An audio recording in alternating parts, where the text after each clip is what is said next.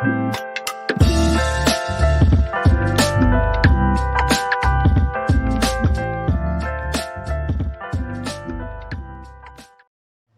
guys, welcome back to Angel's World.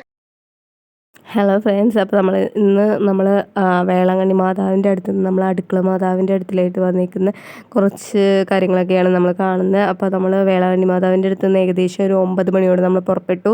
അവിടുന്ന് ഫുഡൊക്കെ കഴിച്ച് നമ്മൾ റിലാക്സ് ആയിട്ടാണ് പുറപ്പെട്ടത്. ഏകദേശം 2-2.5 മണിക്കൂറോളം നമ്മൾ അടുക്കള മാതാവിൻ്റെ അടുത്തെത്തി. ഈ അടുക്കള മാതാവിനെ കുറിച്ച് കൂടുതൽ ഡീറ്റെയിൽസ് ആയിട്ട് എനിക്കൊന്നും അറിയത്തില്ല. അറിയാവുന്ന കാര്യങ്ങൾ ഞാൻ പറഞ്ഞുതരാം, പിന്നെ കണ്ട കാര്യങ്ങളും പറഞ്ഞുതരാം. അതൊക്കെയാണ് ഇന്നത്തെ ഈ വീഡിയോയിൽ കാണാൻ പോകുന്നത്. അപ്പോൾ എൻ്റെ വീഡിയോസ് ഇഷ്ടമുള്ളവർ കാണുക, മാക്സിമം എന്നെ സപ്പോർട്ട് ചെയ്യുക.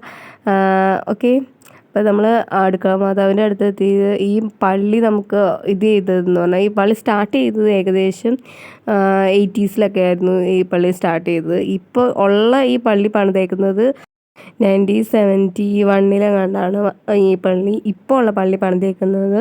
പിന്നെ അത്യാവശ്യം നല്ല സൂപ്പർ പള്ളിയാണ്. കുറേ കാഴ്ചകളും കുറേ ഇതൊക്കെ കാണാനും ഒക്കെ പറ്റിയൊരു പള്ളിയാണ്. നല്ല രസമുണ്ട്.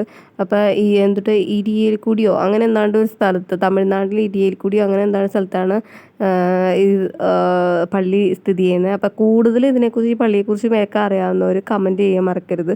പിന്നെ വേളാങ്കണ്ണി മാതാവിൻ്റെ ഞാൻ ഇട്ടേക്കുന്ന വീഡിയോയും ആരും കാണാതിരിക്കരുത്. അത് കണ്ടിട്ട് വേണം ഇത് കാണാൻ.